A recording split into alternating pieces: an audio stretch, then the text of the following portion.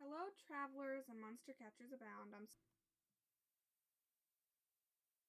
Hello, travelers and monster catchers abound. I'm Stelliferous, and this is a Monster Catchers Journal podcast that you have crash landed on.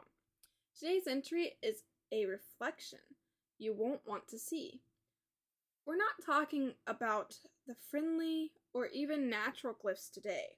No, we're stepping into the shadow glass to confront something darker, something twisted. His name is False Shadow, the corrupted form of a glyph you may remember as Mimimirror.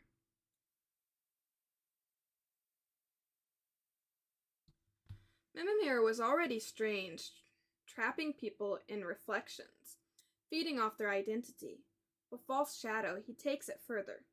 There's an old rumor from the Shattered Lands, a circle of cloaked figures, people who claimed they could bring shattered glyphs back from the brink.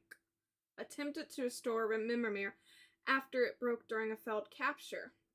They succeeded technically, but what they brought back wasn't Mimimirror anymore. It had changed. The frame was warped, the glass smoked with darkness, the glyph pulsed with fear. It stopped mimicking and started tormenting. They call it False Shadow. When I hear the name whispered at Luan Academy, I didn't believe it. I thought it was a warning tale. Some overblown myth passed around to scare junior catchers, But last week I found myself face to face with the mirror that bites back.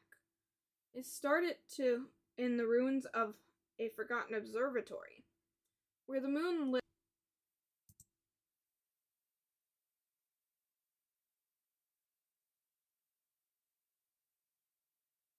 Never quite touches the floor. I'd been tracking strange energy patterns, ones that pulsed like old fractured glyph magic, and that's when I saw it. A mirror, just standing there alone, no frame, no anchor, just hovering, waiting, and it spoke.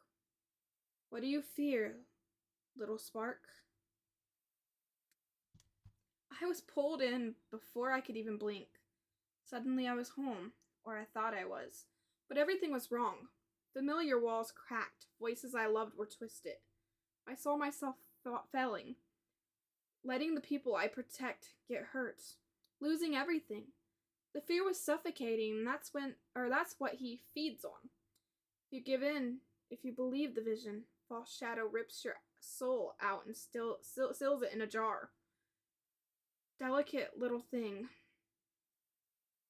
it was, but black glass, whispering smoke, it all was too much.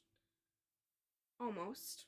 But I remembered what Professor Lang said in one of his band lectures. Fear, when faced, collapses in on itself. So I did the unthinkable. I reached for my capture knife, not to fight, but to cut the illusion. The mirror hissed. I sliced across the vision, the reflection split. He dropped the jar, my soul returned with a breath so sharp I felt it in my teeth.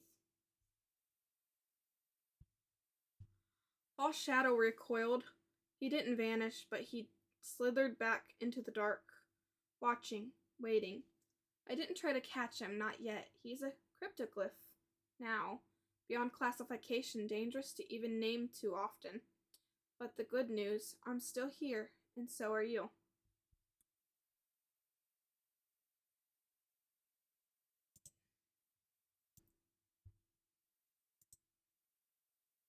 I thought I had escaped him completely, but something's been off ever since. Reflections and puddles linger too long. My shadow twitches before I move, and sometimes I still hear the jars rattling behind me, even when nothing's there. So today I went back. Not physically, no. That would be reckless. But through meditation, through memory, Through the silver of glass I kept from the cursed observatory, let me tell you what I saw. The mirror world isn't just a place, it's a prison of the mind, built from your regrets, your shame, your nightmares.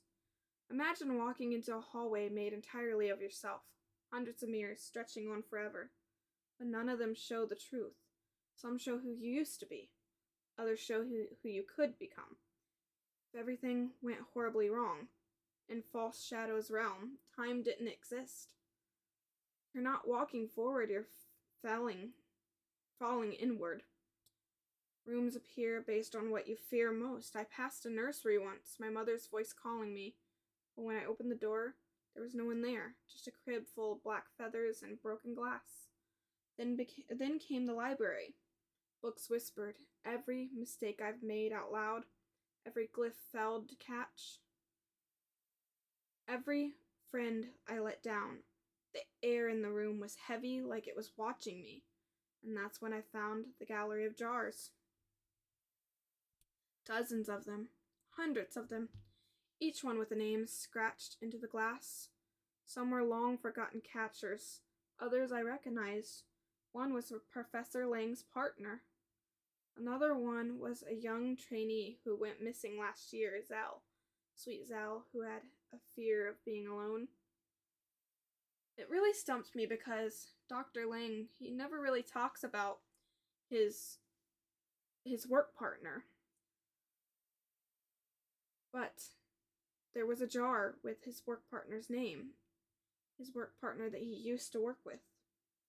But he can't no more because they're missing.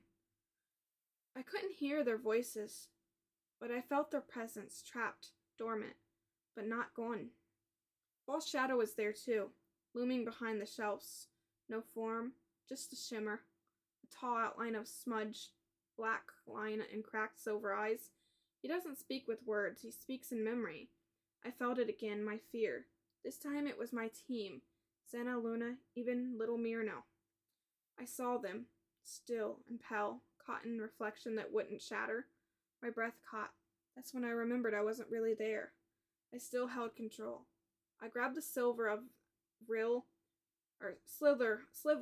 mirror I had brought with me, the only one I cut my way out with my last time, and I whispered a name, mine, because that's what he feeds on, forgetting who you are.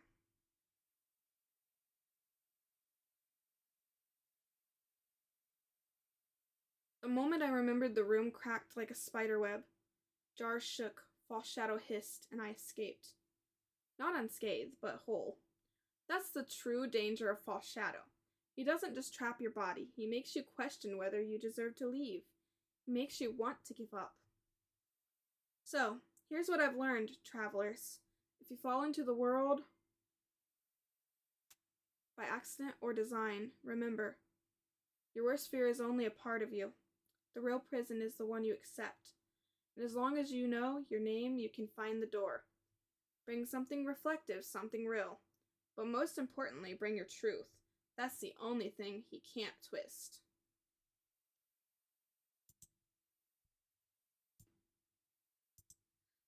There is something, however, I have to admit, travelers and monster catchers abound.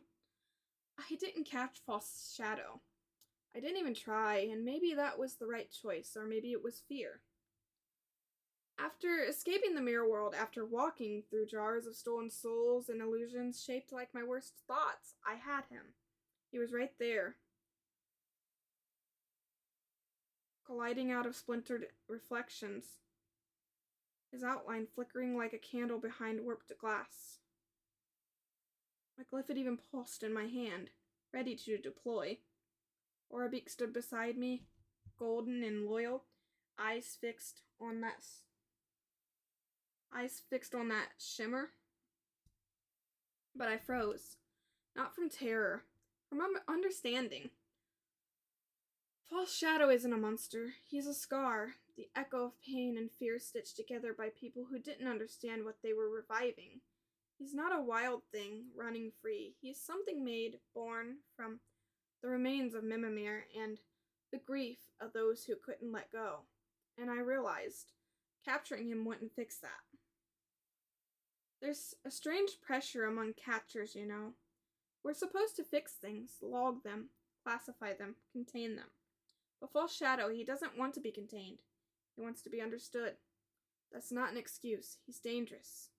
But what he does do to people, the fear, the traps, the soul jars, it's unforgivable. But something tells me if I caught him now, I'd just be throwing another lock on the door that's already chained shut. He wouldn't be healed. He'd just be buried again. And what happens to buried fear? It festers, it grows teeth. So no, I didn't catch False Shadow. And I might never be the one who does, but I'll be watching, learning, maybe, just maybe, there's another way. Something beyond the trap. Beyond the jar. A way to remind him who he was before he became a reflection of our worst selves. Not every glyph needs to be caught. Some need to be remembered. And until then, I'll keep the sliver of mirror I carry close. A reminder of the fear I faced and the fear I let go. False Shadow is still out there, but so am I.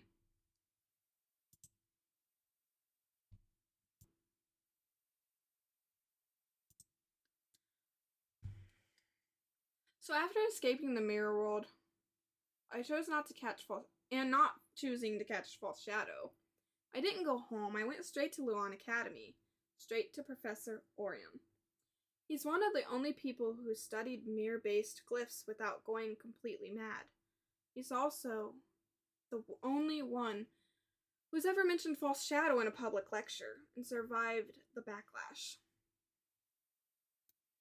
We met in the South Wing. His office is barely an office. It's more like a collapsing observatory stitched together with spiderweb diagrams and half-melted class maps. The door was already open. He was waiting.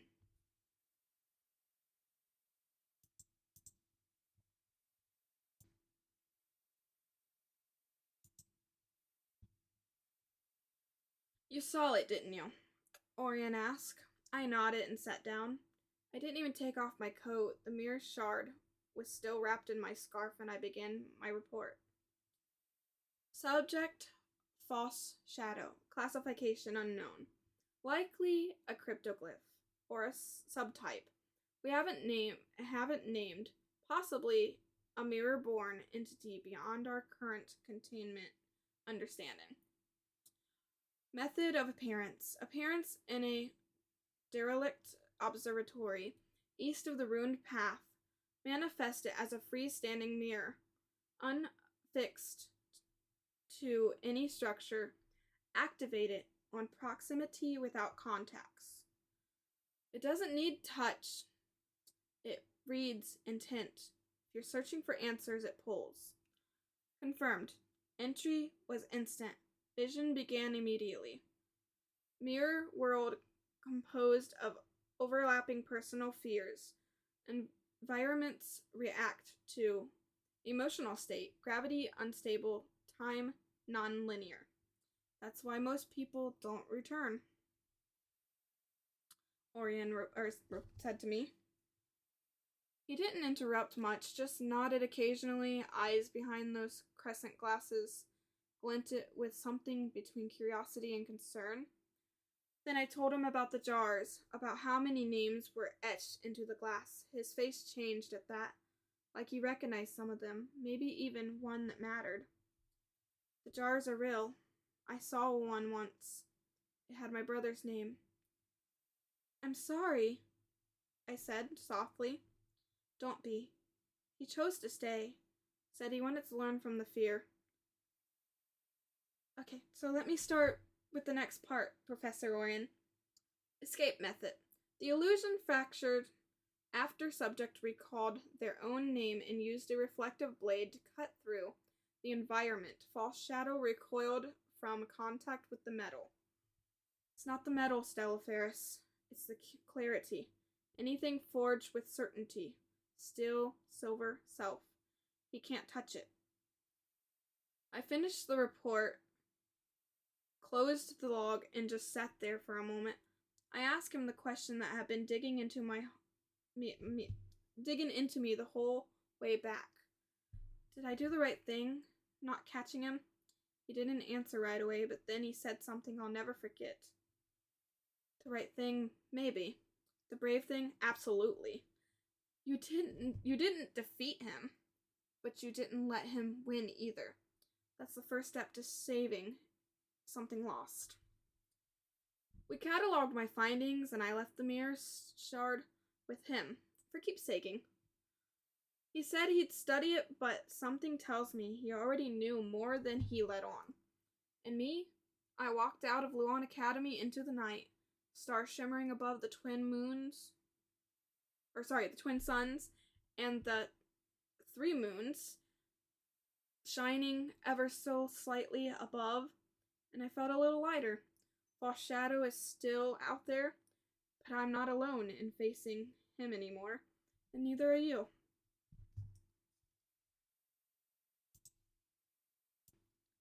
After the long walk back from the academy, I didn't head to my room. Instead, I climbed up the porch, where I knew they'd be waiting. Senna was on the hammock, reading something ancient and probably forbidden. Luna was sitting on the steps with a bowl of glowing berry seeds, feeding Mirno by hand. They looked up the moment they heard me crunch across the gravel path.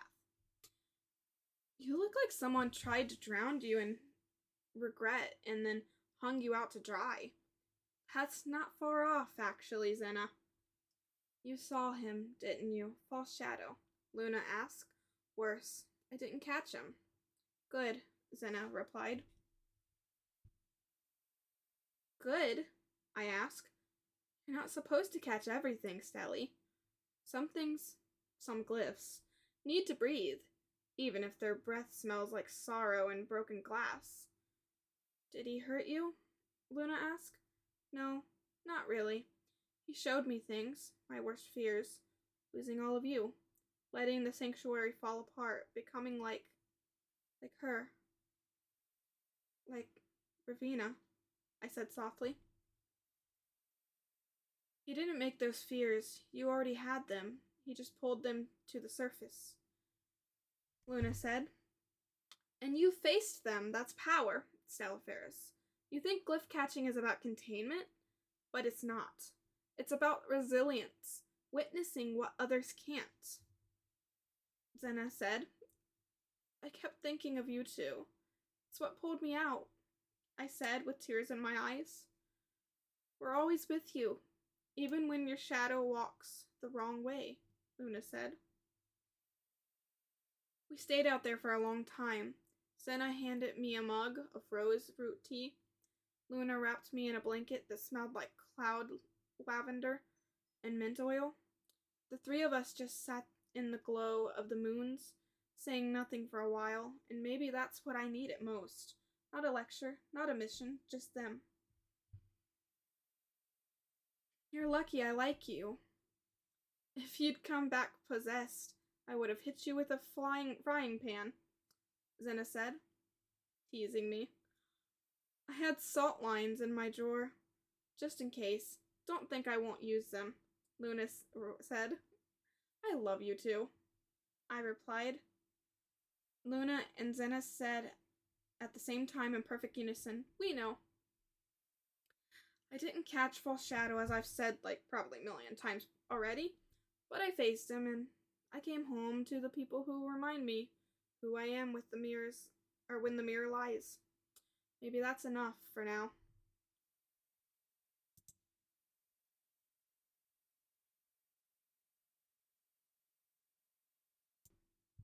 After the laughter had finally died down and our teacups were empty,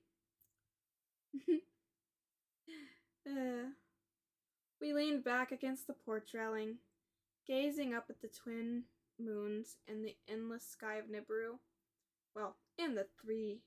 Sorry, I keep saying twin moons, but I keep messing up. It's twin suns. And the 3 moons. And without really planning to, we started naming the stars. That one. bright and twitchy. That's Hexburn, because it looks like it wants to curse something, Zena said. Ooh, that cluster there, the whisper braid. I used to think that's where Cloudglyphs go to sleep, Luna said, smiling.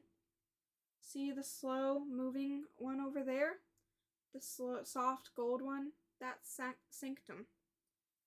Feels like a safe place, like home, I said. Not bad, Stelly. You've got naming talent, Zena said. Yeah, when she's not almost getting soul-jarred, Luna replied. Fair, I said, laughing. There's something magical about naming stars. It doesn't change them, but it helps you remember where you were when you needed something to believe in. And tonight, under the sky that watched us live and laugh and survive, we named every single one we could see. Not because they were ours, but because we were theirs.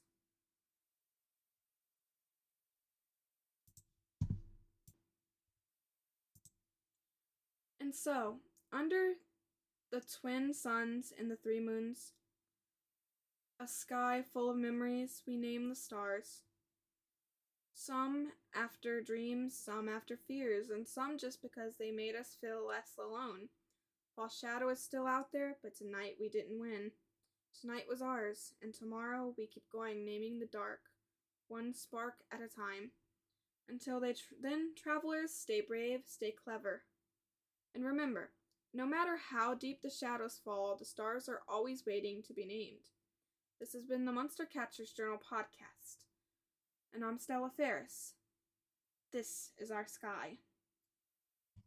Goodbye. See you next time. This is Stelliferous signing off.